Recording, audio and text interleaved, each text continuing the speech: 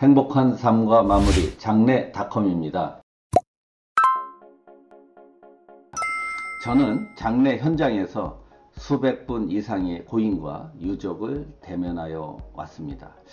어떤 사람의 인생이 끝나고 그 시신을 처리하는 과정을 우리는 장례 장사라고 얘기합니다.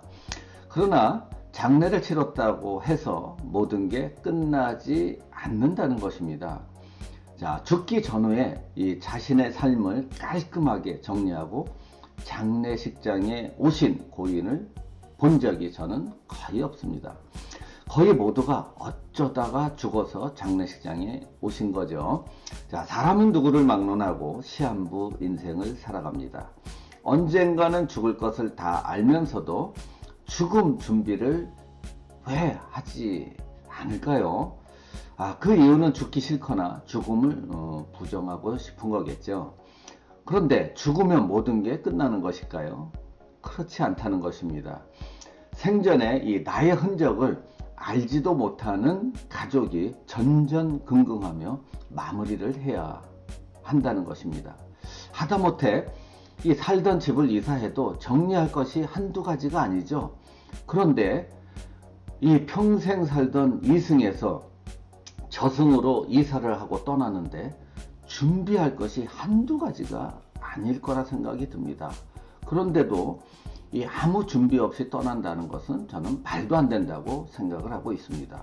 자, 자신의 인생을 정리하고 떠나는 것이 당연하다고 저는 늘 말하고 싶습니다.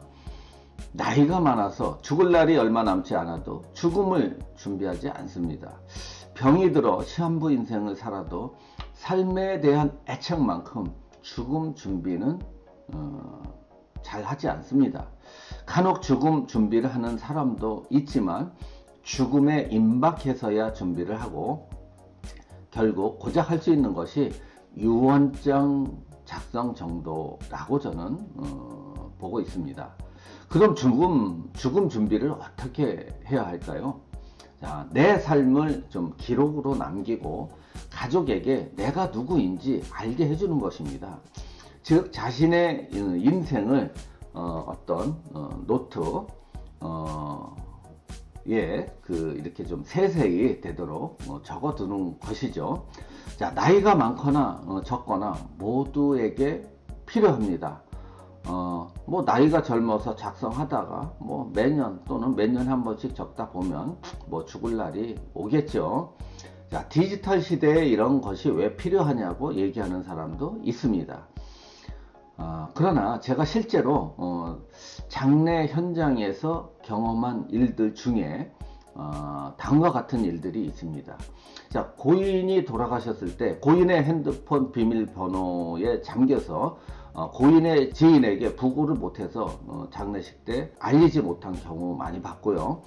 또 재산상속 문제로 가족 간의 분쟁이 생기기도 한 경우가 꽤 있었습니다. 그리고 또 고인의 그 모르는 부채를 자식이 그 채무상속을 받게 된 경우도 있었고요.